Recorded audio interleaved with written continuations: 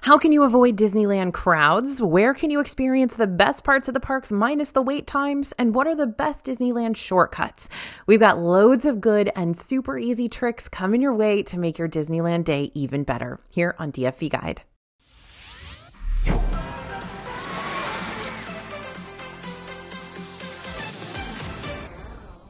Hey everybody, it's AJ for Disney Food Vlog. Now, if you're getting ready to head to Anaheim to explore the OG Disneyland resort area, then you're going to want to make sure you've got all your Disney ducks in a row before you go. So today we're going to throw out several Disneyland tips that have personally helped us out during our past West Coast visits, and we hope you feel the same about them too. Now, before we get started, we want to make sure you not only have these tricks handy, but you can easily apply them to your Disneyland itinerary. That's why we've got a free guide detailing 3 perfect days in Disneyland, all typed up and ready to send your way. Just scan the QR code you see on the screen now, or head over to disneyfoodblog.com/DisneylandPlans. We're going to email that perfect day PDF to you right away. All right, first thing you need to know, nighttime spectaculars, yep, those are the fireworks and World of Color, don't happen nightly. You're going to see us making a lot of parallels between Disney World and Disneyland throughout the course of this video, and that's not because one theme park is better than the other, but because they both work differently. So if you're familiar with how one of the theme park resorts work, you're not exactly familiar with how all of them work. Just food for thought. Now, one of the biggest discrepancies between the two resort areas are the nightly castle fireworks. In Disney World, Cinderella Castle nighttime spectacular is pretty much a nightly occurrence, unless another after-hours event is going to wind up cutting the Magic Kingdom day short. But in Disneyland, the Sleeping Beauty nighttime spectacular fireworks, not always a guarantee. Sometimes you'll get the projections and fireworks, and sometimes you'll just get the projections minus the fireworks. Same thing goes for Disneyland's Fantasmic show too when it reopens on May 24th. Sometimes Fantasmic will play once per night, sometimes twice, and sometimes not at all. So you're going to want to make sure you check the Disneyland hours and events calendar before your trip to see what will be available during your days there. Also, if you're super stoked about Fantasmic's return and you want to make sure you got the best spot in the house to see it, Disneyland does offer dining packages that come with a meal at a participating restaurant, as well as a VIP viewing spot for one of the same-day nighttime spectacular showings. I'll link our DFB post that talks more about the Fantasmic dining package down in the description so you can decide if it's the right fit for you. So mobile order in Disneyland is a game changer. Don't want to wait in a really long standby line and to order your quick service food? Then just order it on the Disneyland app. To order, open the Disneyland app, scroll down to My Plans, and tap on the Order Food option. Then you're going to select a restaurant and an arrival window time. From there, place your order, review your order, and purchase your order right there on the app. It'll apply all of your discounts. Now, getting Genie Plus works differently here too. While both Disney World and Disneyland use Disney Genie Plus, it's a premium ride bypassing service, it works a little differently on the West Coast than it does on the East.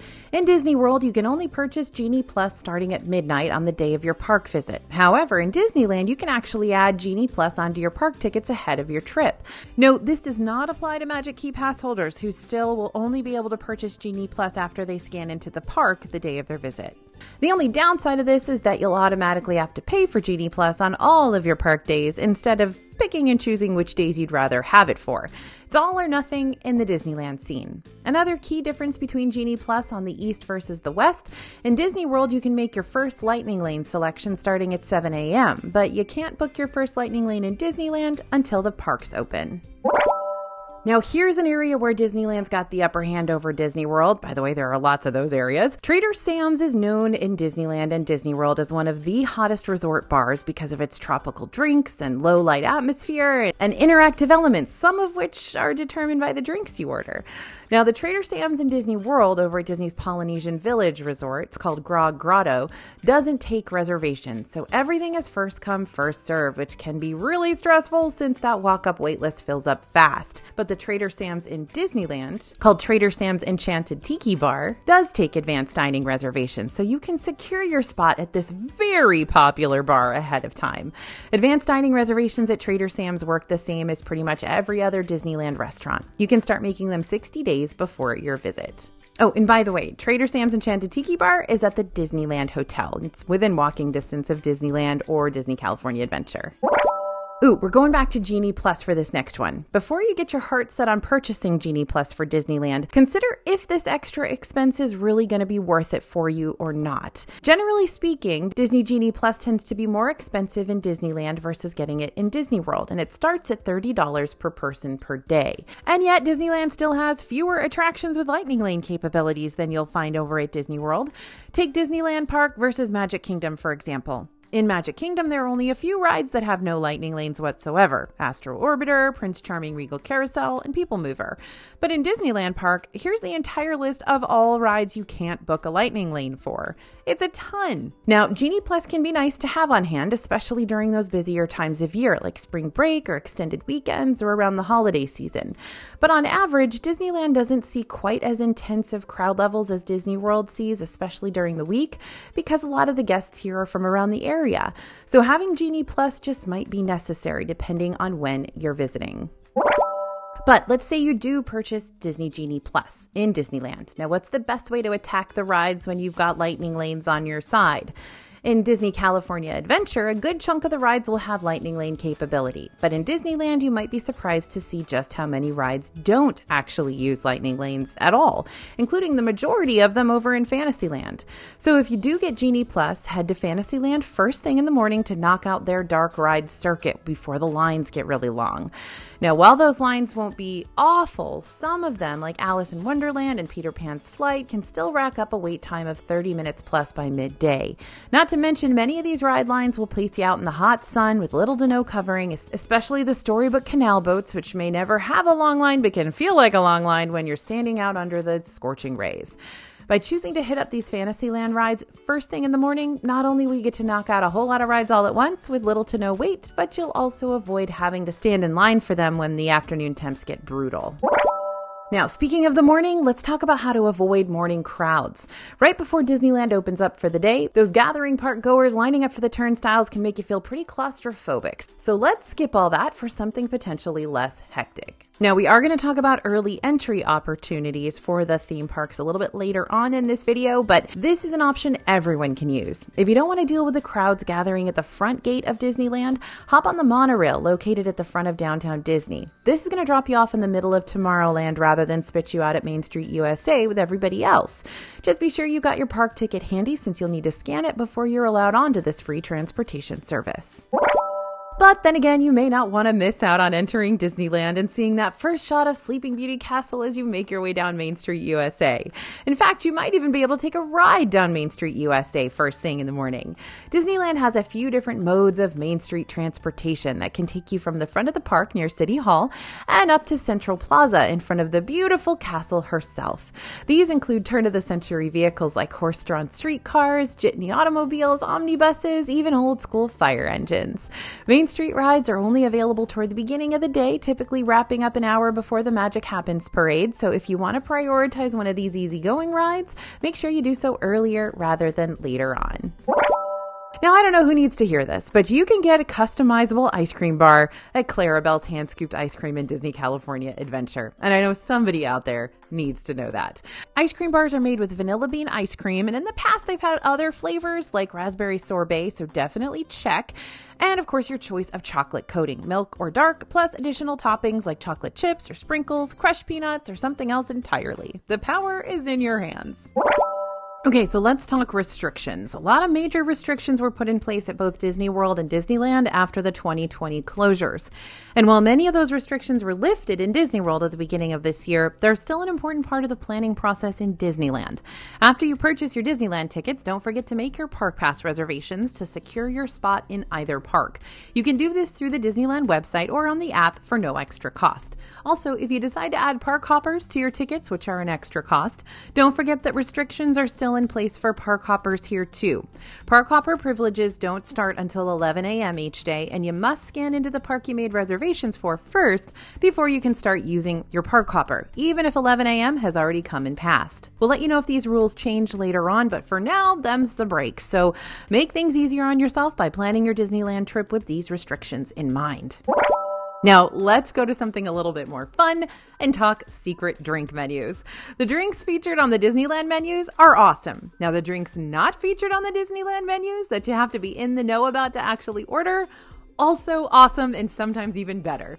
While secret menu items are bound to change, our favorites to track down are the variety of adult beverages at Lamplight Lounge. Try ordering options like the Fun Wheel, made with a variety of spirits plus pineapple juice and blue curacao, Melrose Place, which is inspired by a Long Island iced tea with strawberry puree. By the way, these are all kind of a take on a Long Island iced tea.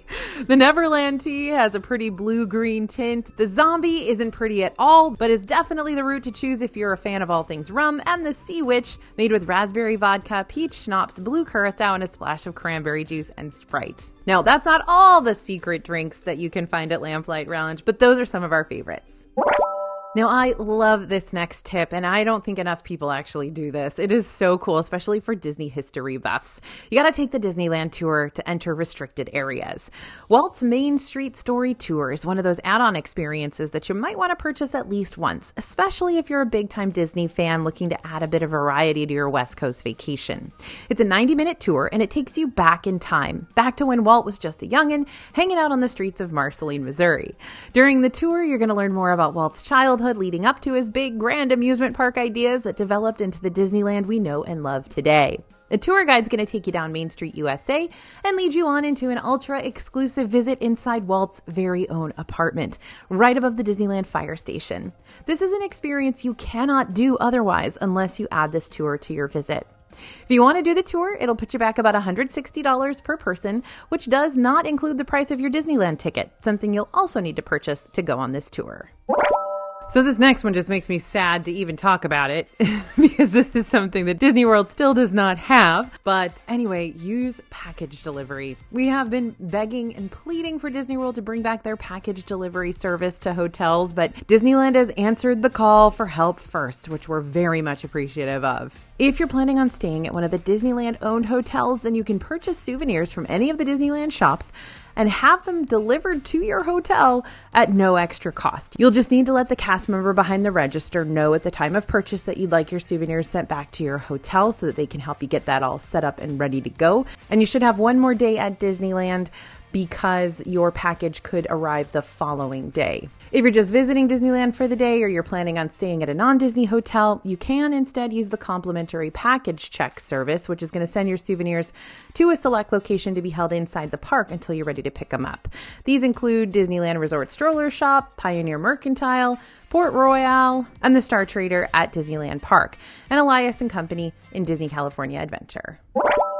Now, when it comes to the Galaxy's Edge in Disneyland versus the Galaxy's Edge in Hollywood Studios, you're looking at almost the exact same blueprint between the two areas. You got the same rides, the same restaurants, same overall vibes. So if you've been to Galaxy's Edge already a bunch of times in Disney World, you can largely skip Galaxy's Edge in Disneyland so that you can prioritize the stuff that's unique to this park. Unless, of course, you're just a really big fan of the Planet of Batuu, which I understand it is very cool.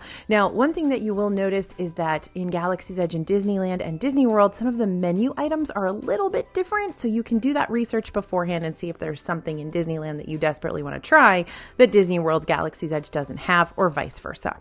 Now, I've got similar thoughts about Mickey and Minnie's Runaway Railway, since again, this ride is in both Disneyland and Hollywood Studios, though I must say I highly prefer the queue over at the Disneyland version because it's more interactive, it's fun to look at, it features more silly Easter eggs, and it's just all around more entertaining to spend time in for extended periods of time. And as for the Runaway Railway queue featured in Hollywood Studios, well, the Grauman's Chinese Theater replica is cool, and the moving posters featuring different Mickey and Minnie shorts are kind of interesting, but other than that, there's not a whole lot going on over in that line. So you better bust out the Heads Up app to help you pass the time. Not every part of DCA and Disneyland will stay open until the very end of the night, so watch out for early closures. Some areas like Fantasyland and sections of Pixar Pier will have to close early to get ready for those nighttime spectaculars. So double check on the hours for Disneyland's park attractions, either online or on the app, to make sure you don't accidentally miss out on a ride just because you waited too long to get in line. Now, your younger kiddos will more than likely experience ride line burnout during the day. And honestly, you probably will too. So if you're looking for a place where your kids can burn off some steam, not have to wait in long lines, and still experience the best that Disneyland has to offer, head over to Mickey's Toontown. Last year, Toontown was reimagined and provides more interactive play areas for kids now. You can splash in the Centennial Park fountain, climb the roots of the Dreaming Tree, visit Mickey and Minnie's revamped homes, splash even more at Donald's Duck Pond, and explore Goofy's How to Play yard. Now I want to talk about Disneyland at night in two completely different ways. One way is to encourage you and one is to warn you. First, I want to encourage you to retrace your steps. Even if you spend a lot of time in areas of Disney California Adventure like Cars Land and Pixar Pier and San Francisco, these sections of the park take on a totally new vibe once the sun goes down. The music switches over to jukebox tunes in Cars Land, the visuals on Incredicoaster are so much more vibrant when they're all lit up at night, and the lanterns hanging around San Francisco illuminate the pathways and shops and food stands too. Seriously, even if you feel like you've already thoroughly explored each of these areas during the day, make sure you pay them a visit at night if you have time to experience them in a totally unique way. And now, here's my warning. Both Disneyland parks start to see crowd levels pick up during the evenings, especially on the weekends. This is because the locals with Magic Key passes like to drop in after work or just swing on by for the weekend. So if you want to hit up the Disneyland rides when wait times are going to be at their lowest, usually riding first thing in the morning is still going to be your best bet. So this is so important, y'all. Don't get so caught up inside the Disneyland bubble that you forget everything else California has to offer. And by that, I mean don't miss out on those sparkling, picturesque beaches. If you're staying on Disney World property in Florida, the closest beach you're going to find is maybe an hour and a half away. But if you're staying near Disneyland out in Cali, you've got several beaches nearby that are only 20 to 30 minutes away, like Huntington and Newport and Crescent Bay, Laguna Niguel, and that's only a few of the big ones that I can name off the top of my head. So if you want to break away from the parks during your vacation, squeeze in a beach day to visit some really breathtaking spots along the Pacific Ocean. So not all the best Disneyland snacks are going to be at quick service locations. Some of my all-time favorites tend to hang out at the unassuming snack carts and kiosks. So what can you find at these snack carts? Well, there's the ever so classic chimichangas located at several of the Disneyland and DCA kiosks. You can also pick up a breakfast chimichanga at select locations like the Ship to Shore Marketplace outside Big Thunder Mountain Railroad, and those are epic. Also, the snack cart by Sleeping Beauty Castle, you can get the chili lime corn on the cob or the pepperoni pizza dip. Sometimes it's there, sometimes it's not, but you may see something brand new pop up in that particular snack cart. And the chili lime corn on the cob is usually at most of the turkey leg stands too, I think. Now, speaking of corn, you'll probably want to try a hand-dipped corn dog at the Little Red Wagon in Disneyland or the Corn Dog Castle in DCA. In fact, definitely do that. Not a probably want to. Definitely do that.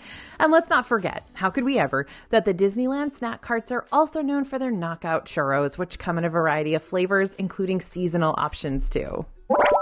There's no denying that the Disneyland-owned hotels are super convenient to stay in, especially since each of them will put you only steps away from both of the parks. The downside of that convenience, these Disneyland hotels are uber expensive.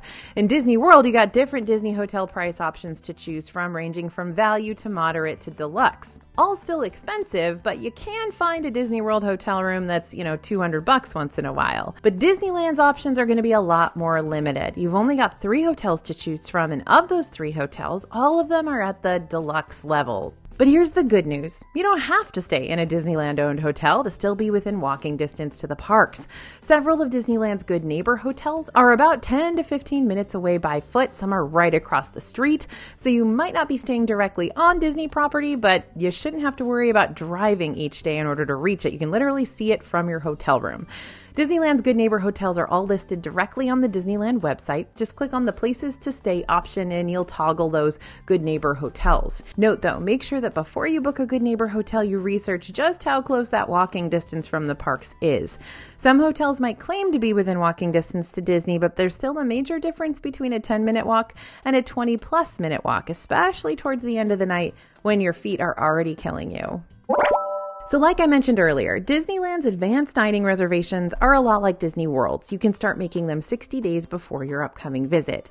But in many cases, you might also be able to get a last-minute reservation or sign yourself up for a walk-up wait list for Disneyland's restaurants too. It's not something I'd rely on if there's a sit-down meal you really want to try while you're there, but it could be a good way to squeeze in a nice impromptu meal during your park day. That being said, there are 2 restaurants that you definitely are going to want to make advanced dining reservations reservations for first, because those reservations fill up fast, and so do their walk-up wait lists, if they ever become available at all.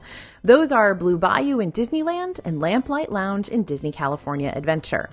Blue Bayou is a themed Creole restaurant decked out with moss-laden trees, glowing paper lanterns, candlelit tables, and a picturesque view of the swampy banks of the famous Pirates of the Caribbean attraction. Meanwhile, Lamplight Lounge offers California gastro-pub cuisine, along with waterfront views and a storied setting on Pixar Pier. But what it's really known for are the colorful and creative cocktails that are kind of left over from when this place was inhabited by Cove Bar and Ariel's Grotto. Now, squeezing in a bonus Blue Bayou tip for y'all, because I don't want to just skim over how awesome that Pirates of the Caribbean view is. It's honestly one of the biggest highlights about eating here, if you ask me. Now, if you get reservations for Blue Bayou, try asking for a seat by the water when you're checking in at the host stand. That way you have a better chance of getting a table right up where you can get a clear view of the pirate boats going by, and you don't get stuck back by the kitchen like I have been before. It's not always a guarantee that you'll get the seating you ask for, but it's always worth a try to improve your chances. Now, hot take, if you don't really care too much about your restaurant view and you're more so wanting to book a meal here for the Creole cuisine alone, you may want to look into booking a table over at Cafe Orleans instead.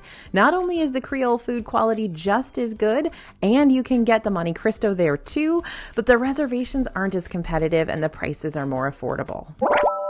The Disneyland app is really great about showing you where your favorite Disney friends are going to be stationed during the day, so you know where you need to go to stand in line to get those character autographs. But sometimes the Disneyland app will let you know when characters are going to be free roaming in certain areas of the park too, meaning you don't have to wait in a long line to see them. You can just spot them out and about, meandering on a whim. Now, to find out who's going to be freely wandering the park during your Disneyland day, head to the app's virtual map, tap on the little down arrow button next to the heading that typically defaults to attractions at the top of your screen, and choose the characters option. Then you're going to be able to zoom into the map and see who is roaming the streets. It's kind of like Disney's version of the Marauders map. We've used this strategy in the past to find Alice and Mad Hatter, Peter Pan and Captain Hook, Woody and Jessie, and many other classic Disney friends. Now, my favorite times of the year to go to Disney California Adventure are festival times, because the exclusive entertainment is awesome and the food booths go hard. Want to visit DCA during a festival too? Then here are the dates or date ranges you're going to want to plan around. Lunar New Year has already happened this year, but we typically see this one go live toward the end of January and last until mid-February. Food and Wine Festival is happening right now, which means you can celebrate the bounty of California with food and beverages and special events if you're planning on visiting in the very near future. Food and Wine started up on March 1st and will stick around until April 22nd. And toward the end of the year, you can celebrate the season with Festival of the Holidays, which will kick off in 2024 on November 15th and wrap up more than likely after that first week of January 2025.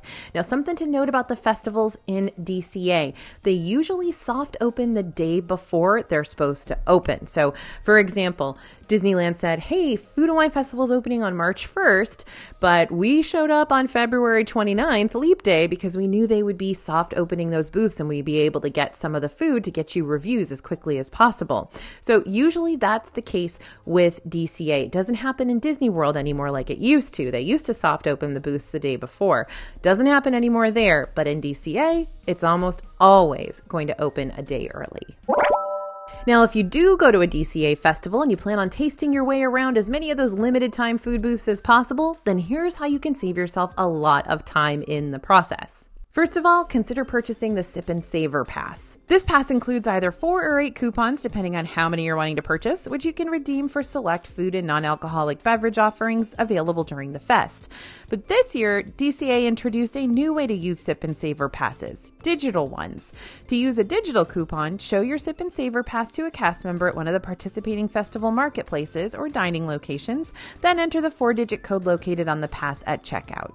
Secondly, and this is one of my favorite Disneyland tips ever, order all your festival foods at one booth. This is something you can't do at Disney World, and I wish they would change it.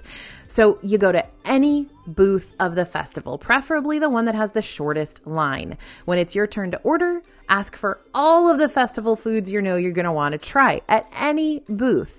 You won't be able to collect all your festival food at that booth, but you can prepay for it all. That way, all you'll have to do at each booth is go up to the pickup location and show the cast member your receipt of purchase, and they will give you what's rightfully yours, but you don't have to wait in those purchasing lines anymore once you've done it once. Definitely use this tip. It is amazing.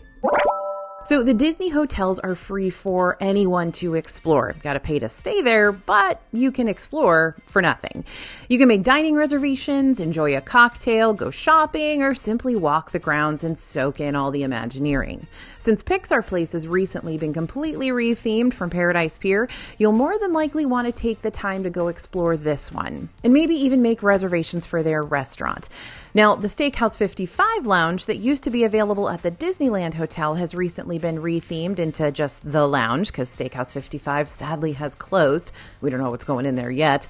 Anyway, the lounge features brand new food and cocktails and truffle fries, charcuterie pizza, Wagyu cheeseburger on the menu. This is really, really good food. I will say that, but it is very pricey as well. Still, no reservations needed and a great place to kind of escape the crowds. Disneyland Hotel also recently opened up their new Disney Vacation Club building called the Villas, which has this awesome pool bar, the Palm Breeze Bar, that anyone can eat at even if you're not going to be allowed to swim at the pool. And let's not forget about the Grand Californian Hotel and Spa. Not only does this resort have some of the best restaurants on property like Napa Rose and Storytellers Cafe, and we also love the Hearthstone Lounge. That is a hidden gem, no reservations needed. But this place also has a premium spa that, once again, anyone's allowed to book a reservation for, even if you're not staying there. Feeling inspired by all the Disney characters and storytelling that you saw over at Pixar Place? You can learn how to be a Disney artist too, thanks to Disney California Adventures Animation Academy. So this is located inside the animation building in Hollywoodland. Don't worry, this academy doesn't require tuition. You already paid enough to be here in the first place. This is a 15-minute drawing class where a professional Disney animator is going to teach you how to sketch a Disney character. Now, characters switch up for every class, so make sure to swing by the building early to see the whole list of classes available throughout the day. That way you can plan on coming back during the time your favorite character is going to be featured. After you create your sketch, you get to take it home with you and show it off as a conversation piece during all those fancy dinner parties you're probably going to have. Earlier, I mentioned how Toontown in Disneyland Park is a great area for kids to blow off some steam and experience Disney magic without having to wait in multiple ride lines all day long. The equivalent of that in Disney California Adventure is, I'm going to have a hot take on this and say it's even better.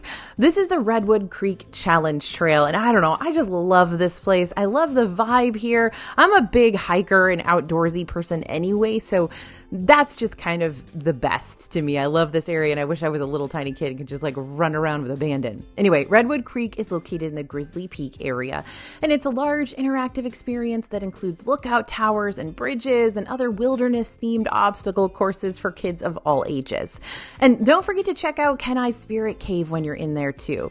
Inside this cave, you can place your hand on the glowing paw print and discover your inner animal. Now, one of our team members has had the honor of being deemed a skunk before, so this one's a real self-esteem booster.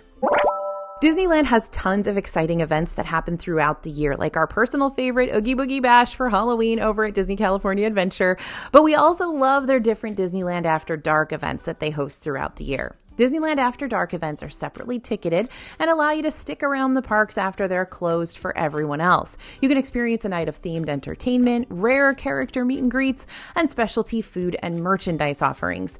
Not to mention, since the After Dark events are capped off at a limited number of guests, you'll be able to ride the rides too with little to no wait times to worry about. Now, note that these events sell out pretty fast, and so, well, that's true of every Disneyland kind of After Dark event, including Oogie Boogie Bash. So if you hear about a Disneyland After Dark event via our newsletter or Instagram or something like that, definitely note when those tickets go on sale, because you're going to want to be on your computer as soon as they go on sale, because there'll be a long virtual queue and then you may or may not get a ticket. So again, this is how hyped these are. All right, y'all, let's fly. If the Disneyland bubble is quite a distance away from where you live, you might be considering booking a flight to get you to the happiest place on Earth faster. And when you first start looking at flights, the initial airport that'll pop up for you is more than likely going to be that massive LAX in Los Angeles. But if I could recommend an alternative airport for you, you might want to start looking for flights that arrive into John Wayne Airport, or SNA, instead. Not only is SNA much smaller and easier to navigate, but it's also way closer to Disneyland. From LAX, Disneyland's about a 40-minute drive, but from SNA, it's 15. Now, granted, LAX will probably be a cheaper flight option for you, which may be why you ultimately chose the bigger airport instead. But if you don't mind paying a little extra for less stress and more convenience, it's SNA or the highway, or rather, the Skyway. Now, whether you're flying into the main Los Angeles airport or the John Wayne Airport, you're going to need to know how to get from the airport and to the Disneyland bubble after you arrive. If you're coming into LAX, you got a few different options. You can take the LA Metro, which means doing a couple of transfers before finally making it into the Disney bubble, which could take quite a bit of time out of your day. You can learn more about this service over on the Disneyland website, or you can book the Carmel Shuttle, which is basically a big van that'll take you into Disneyland property. Again, you can learn more about it on the Disneyland website, or you can order a ride share with Uber or Lyft, or you can jump in a taxi. If you're arriving into SNA, Carmel shuttles and ride shares can pick you up from here as well. But when it comes to the bus system, you're going to want to look into Orange County Transit Authority instead of the LA Metro. At the risk of sounding like a broken record, you can learn more about the OCTA bus system through the Disneyland website too, and I'll go ahead and link Disneyland's airport information in the description for you, just to give you easy access to all the different options available. So why would you want to pay for a Disneyland hotel if there are other cheaper hotels within walking distance to the parks? Well, the perks. Because Disneyland hotels aren't just close to the Disney bubble, they're inside the Disney bubble. 2 out of the 3 Disneyland-owned hotels have private entrances for guests into the parks. The Pixar Place entrance is going to spit you out next to Pixar Pier. Makes sense, right? Near Corndog Castle, while the Grand Californian entrance will lead you directly into Grizzly Peak, which also makes sense because you got a rustic hotel spilling out into a rustic land. Perfect. And right in keeping with Walt's original ideas in Walt Disney World, too, where he wanted people from the contemporary to be able to walk right into Tomorrowland. Get it? Okay. That's another video altogether. Just keep in mind you'll still have to have a valid Disney California Adventure ticket and park pass reservation to actually enter through the park using either of these entrances. The Disneyland Hotel may not have a direct entrance into the parks, but you can still walk across the street in like 5 minutes or less and end up in downtown Disney's security check and then very quickly at the monorail. At the beginning of this year, Disneyland's early admission benefit, which allows Disneyland guests staying at a Disneyland hotel to enter the parks 30 minutes before everyone else, received a major update. Instead of this perk being available for both parks every day, this perk now alternates again between Disneyland and DCA. So, for example, on some days, the Disneyland park will be available for early admission, and on other days, DCA will be available for early admission, but never both at the same time. If you're staying in a Disneyland hotel, make sure you know which park has early entry on which day so you don't miss out on those extra benefits. You can find out each park schedule over on Disneyland's Hours and Events calendar online or on the Disneyland app. So Haunted Mansion is a must-do attraction whether you're on the East Coast, the West Coast, or even overseas. But Haunted Mansion tends to have more downtime over in Disneyland than it does in Magic Kingdom. And there's a perfectly good explanation for that.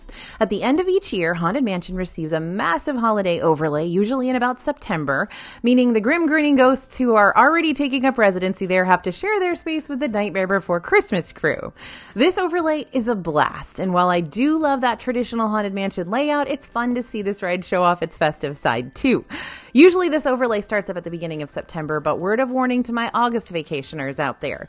That means Haunted Mansion does close for a few weeks to make this transition happen. And when Haunted Mansion goes back to normal, it has to close for a few weeks toward the middle or end of January too. Not to mention, here in 2024, we're experiencing an even longer Haunted Mansion closure than usual due to all the outdoor queue experiences and brand new Haunted Mansion gift shop on the way too. Just be wary of Haunted Mansion's operational hours before you travel west and consider holding off on that big trip until you know it's back up and running again if this ride is a must-do experience for you.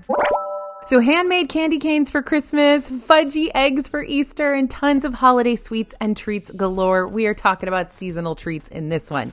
Disneyland regularly pumps out new and exciting seasonal treats that guests are excited to get their hands on. And because Disneyland's main clientele is locals, those menus are switching up more regularly than you might think. So things stay fresh and exciting for pass holders and out-of-towners alike. Now, currently, the flavor of choice on the Disneyland scene is the 6-pack of freshly baked cookies over at Harbor Galley, which may not seem all that exciting to you, but these cookies come out tasting super fresh, and they're warm and gooey and chocolatey, and since there's 6 of them in a pack, they make for a great shareable snack too. Even though these cookies garner super long lines on the weekends right now, the flavor of choice could be something else entirely by next month, or even a few weeks' time. So you're going to want to find out what's trending before you get into the park if you're in the know instead of the FOMO. If I could describe my perfect Disneyland day, I guarantee you a good section of said day would be sitting at one of the tables outside Jolly Holiday Bakery on the corner of Main Street, USA. Jolly Holiday is a popular spot to pick up a pastry, a breakfast croissant, a coffee, or even a grilled cheese sandwich with tomato soup. But what makes this snack spot even better are those umbrella-covered outdoor tables that give you a picture-perfect view of Sleeping Beauty Castle and the parades. This is also a great spot to watch live performances from the Disneyland Band, which happen periodically throughout the day. So here's our obligatory weather announcement. Though Florida is more well known for their fickle weather patterns, it's not unheard of for Disneyland to throw you a curveball or two. The weather can get cold, it can get really hot, and at times it can get really, really wet. Don't forget, Disneyland was in a state of emergency earlier this year due to the rain. So have your favorite weather app downloaded and handy, and make sure you have a pretty decent idea of what the weather's going to be like during your upcoming trip. That way you'll know how to pack for it ahead of time instead of being forced to pay for overpriced ponchos and hoodies once you're already in the thick of your vacation. And this is an even bigger warning than maybe we have in Disney World, because everybody knows that Orlando is wet and rainy, and they pack for that anyway. But you know the line, it never rains in Southern California, but it most certainly does. So definitely check the weather. You're going to find a whole lot more single rider options in Disneyland than you're going to find at Disney World. And this could definitely play in your favor because you can potentially skip over the thick of an attractions line without having to pay for Genie Plus while you're visiting the 2 parks. Maybe. While single rider lines are often shorter, they're not always shorter, and cast members will have to split up groups in the single rider line to fill in all the available space on the attraction, which you may not want to do, especially if you've got younger kids in your group.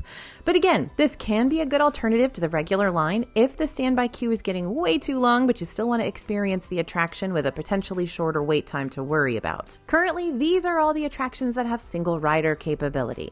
Make sure to double check the Disneyland website before your trip to see if the single riders change on you, since single rider options have been known to switch out once in a while.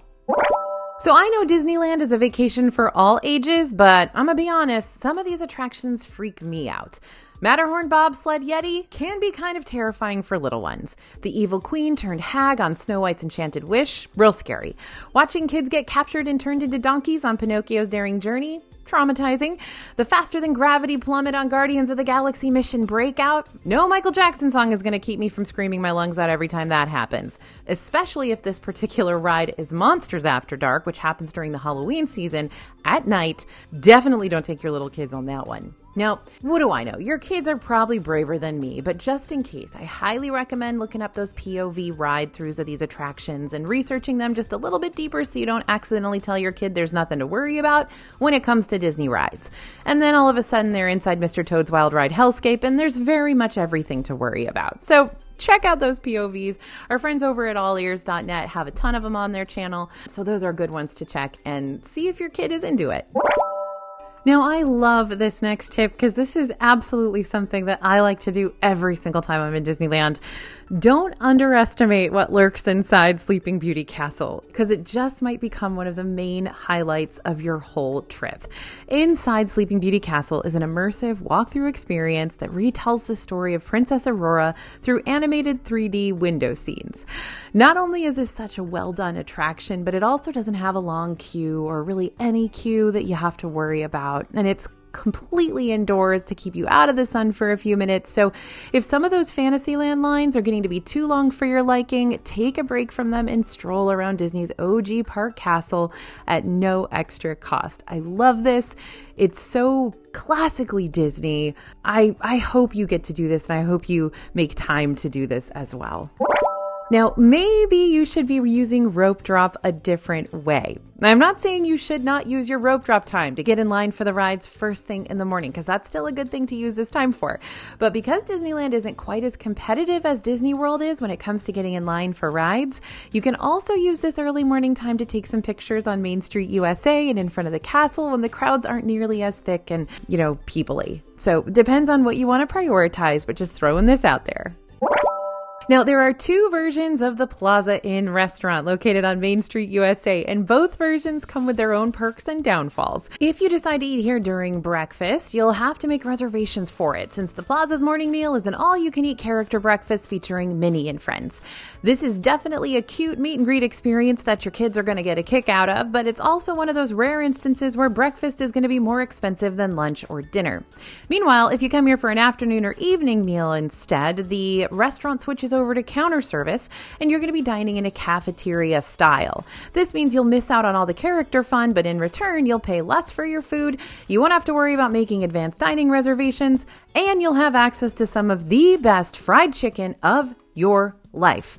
Fried chicken, Minnie Mouse. Fried chicken, Minnie Mouse. Life's full of tough choices, but I'm, FYI, always going to choose the fried chicken.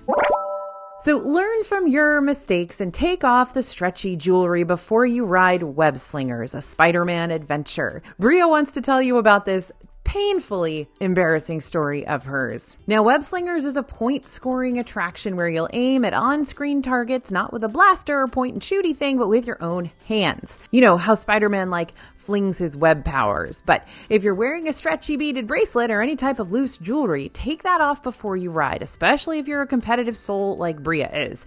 She was wearing a stretchy bracelet that she had purchased from one of her recent trips to Disney's Hilton Head Resort, and when she started web slinging away, she went a little too hard and her bracelet snapped. Now, was she slinging too aggressively? Possibly. Probably. But regardless, just make sure your jewelry is either snug on ya or completely tucked away safely in your bag before you join Spider-Man in his fight against those spider bots. Now, some of these Disneyland rides will really rattle your brain and make your tummy turn upside down. I'm not pointing fingers or anything, but if I were, then I might be aiming at rides like, Matterhorn bobsleds, Mission Breakout, and Credicoaster. But again, I'm not pointing any fingers. To make sure you're prepared for some of those more intense rides without dealing with the motion sickness aftermath the remainder of the day, pack your preferred motion sickness meds in your park bag and take them before you ride. If you forget to bring some motion sickness meds from home or you run out of them during your visit, don't worry. Both parks have first aid centers where you can pick up sample-sized, over-the-counter medications when you're in a pinch. In Disneyland Park, first aid is located at the end of Main Street USA to the left of Plaza Inn, and in DCA, it's right next to the Chamber of Commerce on Buena Vista Street. The coolest part about Web Slingers isn't actually what's inside the ride, but what's on top of it. Throughout the day, you can see Spider-Man literally swing across the Avengers campus buildings while pulling off some more than impressive stuntronics. This show isn't very long at all, just a few minutes tops, but it's worth catching just to see this advanced technology blow your mind. Check the Disneyland app for updated show times during your visit. Typically, Spider-Man comes out and does his thing every 30 minutes or so up until 4 p.m. No matter which gondola you choose aboard the famous Disney California Adventure Ferris wheel, the Pixar Pal Around, you're going to end up going round in a circle to get high up aerial views across the entire park. Now, this is where the ride similarities end, because now you have to decide what kind of Pixar Pal Around experience you want. The non-swinging gondolas will give you a typical Ferris wheel experience, while the swinging ones will make you feel like your life is flashing before your eyes. I'm only partially kidding. Many folks love the extra layer of thrill that the swinging gondolas provide to what would otherwise be a pretty standard Ferris wheel experience, but some of us claim it's probably the scariest ride in the park, hands down, even above Incredicoaster or Mission Breakout. So at either rate, don't forget the 2 queue lines for Pixar Pal Around will give you 2 very different experiences. And if you're already iffy when it comes to heights, you're not going to want to board a gondola that swings to make things even worse. Want to see the World of Color Nighttime Spectacular in Disney California Adventure with guaranteed better views and way less claustrophobia? You got two ways to do that. The first way is to grab a free virtual queue for the show whenever it's available. You can join the World of Color virtual queue each day right at noon via the Disneyland app. While you don't have to have a virtual queue to see World of Color, this will guarantee you a better spot to see the performance. Your second option is the World of Color dining package, which will not only give you a 3-course meal, but it'll also secure you an even better viewing location of the show. There are 2 different dining packages you can choose from. You can get the dinner buffet at Storytellers Cafe inside the Grand Californian, or get the full-service lunch or dinner at Wine Country Trattoria, which is still inside DCA.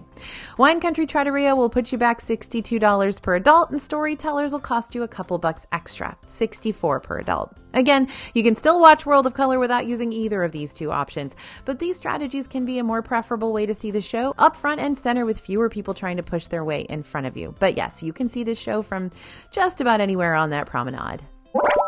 If you're not finding reservations for the main Carthay Circle restaurant in Disney California Adventure, or you're simply just wanting to munch and drink instead of invest in a full-on $50 plus meal, then you may want to try making reservations for the Carthay Circle Lounge, al fresco dining. While the Carthay Circle Lounge might sound like it only applies to the restaurant's outdoor dining patio, you can also make reservations and be seated at the indoor lounge portion as well. You can let the host at the front of the restaurant know your particular preference when checking in, though you might have to take what's available depending on how busy it is. Either way, you'll have the same Lounge Bites menu to choose from, plus a full menu of drinks. If you don't manage to make an ADR for this lounge, you can always try the Mobile Dine walk-up waitlist if available on the day of your visit for that first-come, first-served seating. Sorry for saving one of the best tips for the end of this video, but props to you that you stayed this long because you're getting one of the best tips. Now, I'm ready to tell you all about the best places you can track down beignets inside the Disneyland bubble when you need something sweet in a jiffy, and you might not know about one of these. The new bar over at Disneyland Hotel, Palm Breeze Bar, serves these beignet balls where you get 6 little beignets, 2 filled with chocolate, 2 with mixed berry, and 2 with passion fruit. But what really makes these beignets stand out are their corresponding dipping sauces served in Mickey-shaped shortbread cups. How awesome is that? And how cute? Okay, I've got more beignets to cover, so I got to start moving faster. The Mint Julep Bar in New Orleans Square in Disneyland Park is one of the best known beignet locations property-wide, with classic and seasonal offerings available. But the new quick service restaurant attached to Mint Julep Bar, Tiana's Palace, also serves some pretty tasty and unique beignets for dessert, but these are piped with lemon icebox pie filling and topped with lemon glaze. The Jazz Kitchen Coastal Grill and Patio in downtown Disney serves both beignets and beignet fries, served with warm chocolate fudge and raspberry sauce for dipping. And for the grand finale, at Beignets Expressed in downtown Disney, which is right off of the Jazz Kitchen, you've got a whole menu of beignet options to choose from. There's Bananas Foster beignets, Rainbow Crunch beignets, Chocolate Hazelnut beignets, specialty beignets of the month. You can even purchase this snack location's signature beignet mix and make your own beignets at home to enjoy after your trip too. Does the word beignet sound weird to anyone else now? Just me? Okay, great. So listen here, if you don't get bread at Boudin Bakery in DCA, you're making life harder than it needs to be by depriving yourself of life's simple pleasures. So don't do it.